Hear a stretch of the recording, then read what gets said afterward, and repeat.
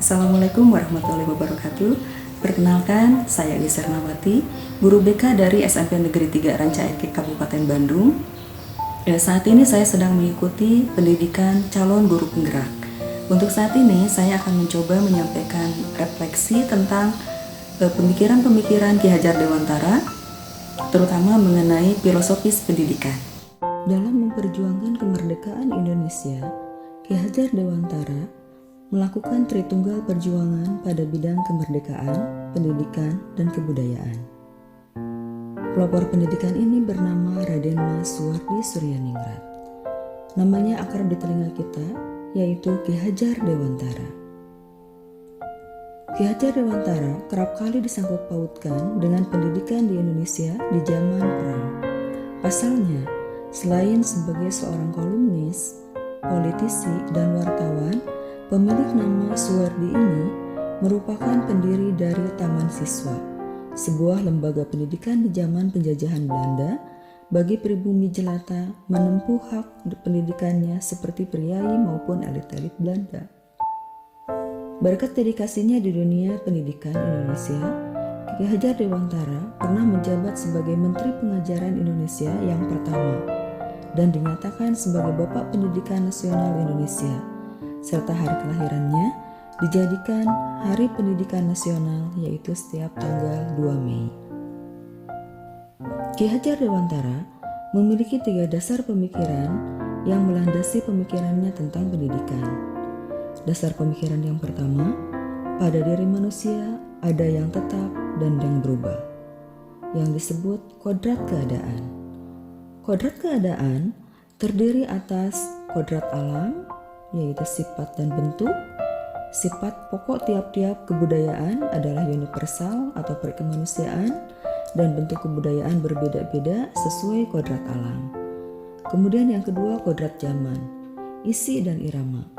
Isi kebudayaan timbul karena pengaruh zaman yang ditempati masyarakat, sementara irama kebudayaan adalah cara menggunakan segala unsur kebudayaan. Bentuk, isi, dan irama bisa serta perlu berubah. Dasar pemikiran kedua, prinsip melakukan perubahan terdiri atas 3 cons. Pertama, continuity atau pertukaran suatu kebudayaan dengan kebudayaan lainnya harus continue dengan alam kebudayaannya sendiri. Kedua, konvergensi. Pertukaran kebudayaan mengarah pada kesatuan dengan alam universal. Dan yang ketiga, konsentris, yaitu bahwa sebuah kebudayaan memiliki satu titik pusat dengan alam-alam kebudayaan sedunia, tetapi masih memiliki garis lingkaran sendiri-sendiri. Menurut Iwan Syahrir, melambangkan asas trikon sebagai sistem tata surya, di mana murid digambarkan sebagai planet-planet yang mengorbiti matahari atau simbol nilai kemanusiaan, senantiasa berada dalam garisnya masing-masing.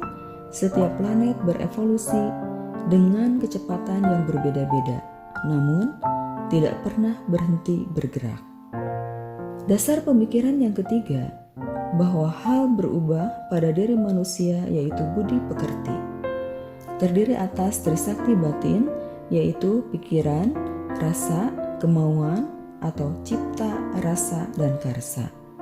Pekerti bersifat lahir, yang berarti tenaga. Budi pekerti merupakan bulatnya jiwa manusia yang merupakan hasil dari bersatunya gerak atau olah pikiran, perasaan, dan kemauan, sehingga menimbulkan tenaga atau pekerti. Pikiran mempunyai tugas memisah-misahkan, membanding-bandingkan, dan menetapkan benar atau tidaknya sesuatu. Rasa mempunyai tugas menetapkan baik atau buruknya sesuatu.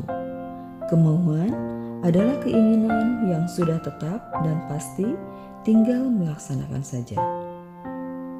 Kebersihan budi, yaitu bersatunya cipta, rasa, dan karsa, yang ditandai dengan tajamnya pikiran, halusnya rasa, kuatnya kemauan. Hal ini akan membawa manusia kepada kebijaksanaan.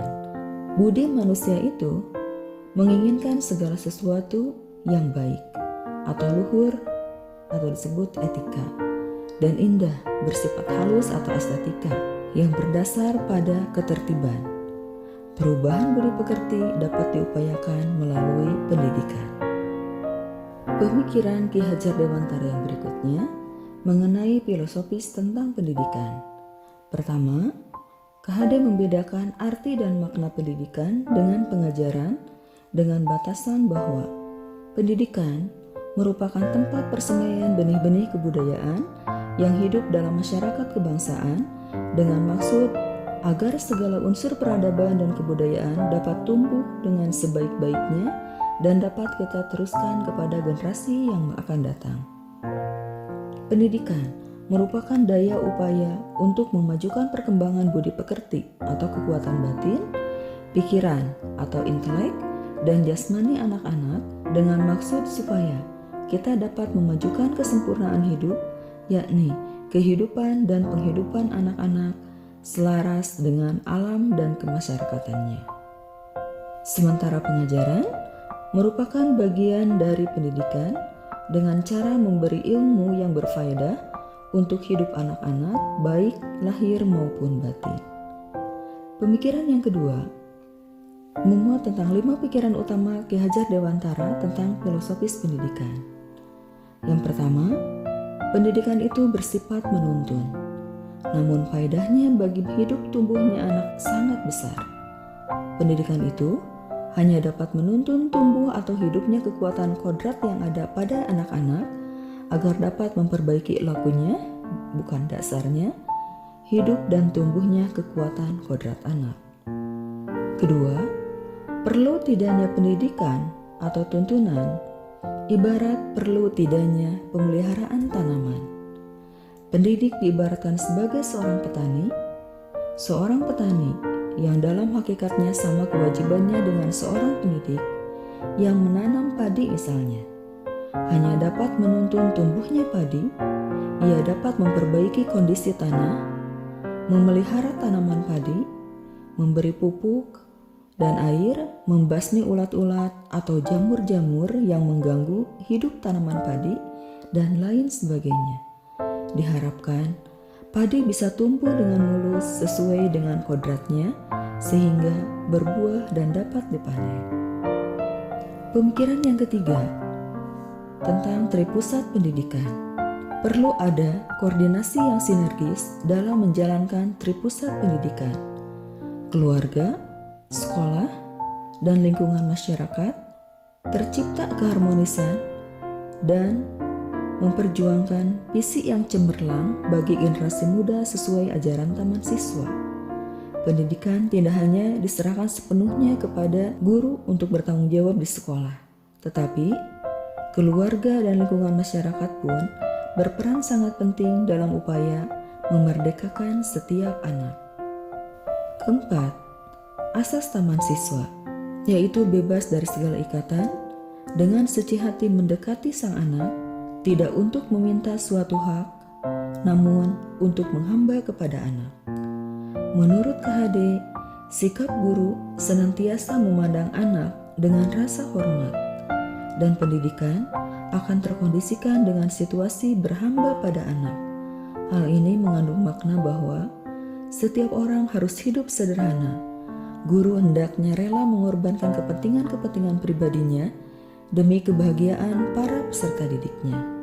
Metode yang sesuai dengan sistem pendidikan ini menuntut Ki Hajar Dewantara adalah sistem Amung, yaitu metode pengajaran dan pendidikan yang berdasarkan pada asih, asah, dan asuh. Pendidik yang efektif memiliki keunggulan dalam mengajar atau sebagai fasilitator, dalam hubungan atau relasi dan komunikasi dengan peserta didik dan anggota komunitas sekolah, dan juga relasi dan komunikasinya dengan pihak yang lain, yaitu orang tua, komite sekolah, serta pihak terkait lainnya. Dalam segi administrasi, sebagai pendidik dan sikap profesionalitasnya. Dengan kata lain, perlu adanya peningkatan mutu kinerja yang profesional, produktif, dan kolaboratif demi pemanusiaan secara utuh setiap peserta didik. Kelima, konvergenetik teori. Anak lahir diumpamakan sehelai kertas yang sudah ditulisi penuh, tetapi semua tulisan itu suram. Pendidikan berkewajiban dan berkuasa menebalkan segala tulisan yang suram dan berisi baik agar kelak tampak sebagai budi pekerti yang baik. Segala tulisan yang mengandung arti jahat hendaknya dibiarkan agar jangan jadi tebal. Bahkan, jika bisa, dibuat lebih suram. Teori ini selaras dengan pemikiran KHD tentang metode among siswa. Pada proses pembelajaran, KHD tidak mengkonsentrasikan pada pelajaran latihan atau panca indera saja, tetapi permainan anak juga dimasukkan pada pembelajaran di sekolah sebagai kultur. Sebagai contoh, permainan anak seperti sumbar, gateng, dan uclang berfaedah agar anak seksama, cekatan, dan jernih penglihatannya.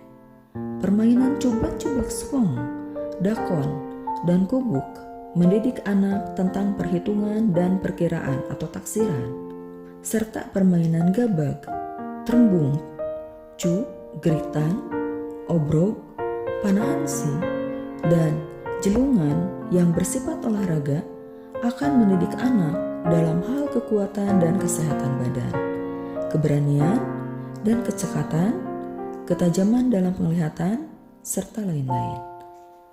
Permainan menguntas bunga atau ngeronceng, menyulam daun pisang atau janur, atau membuat tikar dapat menjadikan anak-anak memiliki sikap tertib dan teratur.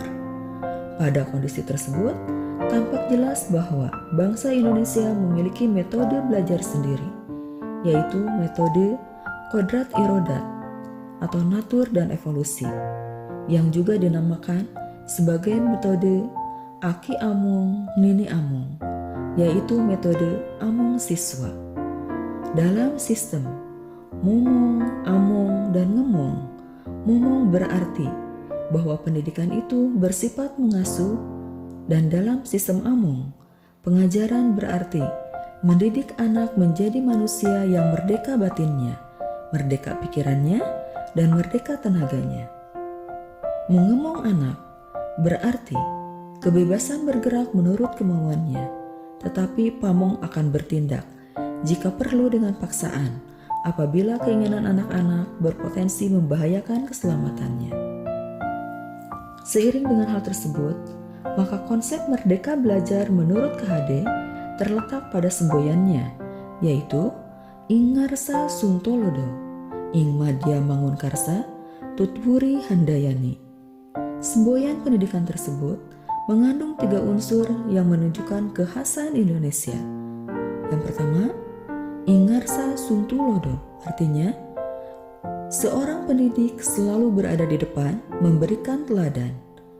Kedua, ingmadya mangunkarsa, artinya seorang pendidik selalu berada di tengah-tengah para peserta didiknya dan terus-menerus memprakarsai atau memotivasi peserta didiknya untuk berkarya, membangun niat, semangat, dan menumbuhkan ide-ide agar peserta didik produktif dalam berkarya.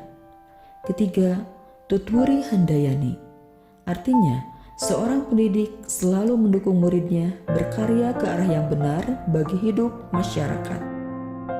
Dengan demikian, tujuan pendidikan menurut KHD adalah memerdekakan hidup dan kehidupan anak, baik lahir maupun batin. Merdeka diartikan tidak hidup terperintah, berdiri tegak karena kekuatan sendiri, dan cakap mengatur hidupnya dengan tertib. Manusia merdeka lahir batin bercirikan, pertama, memiliki hak untuk mengatur kehidupan sendiri dalam keserasian hidup bersama. Kedua, memiliki kebebasan dari rasa takut dan kemelaratan. Ketiga, memiliki kedaulatan dalam arti mampu berdikari secara lahir dan batin. Keempat, memiliki kemampuan untuk melihat segala sesuatu realitas berdasarkan kenyataan dan kebenaran. Kelima, memiliki rasa pengabdian dan keikhlasan mengabdi tanpa pamrih kepada Tuhan, kemanusiaan, dan kebenaran. Sejalan dengan pemikiran KHD, Kemendikbud mencanangkan program Merdeka Belajar yang akan membentuk para pelajar Pancasila yang memiliki 6 karakter yang harus diaplikasikan dalam kehidupan sehari-hari sebagai pelajar sepanjang hayat, yaitu beriman, bertakwa kepada Tuhan Yang Maha Esa, dan berakhlak mulia, berkebinekaan global, bergotong royong, mandiri, bernalar kritis, dan kreatif. Dengan identitas budaya Indonesia dan nilai-nilai Pancasila yang berakar dalam, masyarakat Indonesia pada masa yang akan datang akan menjadi masyarakat yang terbuka, yang berkewargaan global, dapat menerima dan memanfaatkan keragaman sumber, pengalaman, serta nilai-nilai dari beragam budaya dunia yang sekaligus tidak kehilangan ciri dan identitas khasnya. Jayalah selalu negeriku, sehat dan bahagia selalu bangsaku, Guru bergerak, Indonesia maju.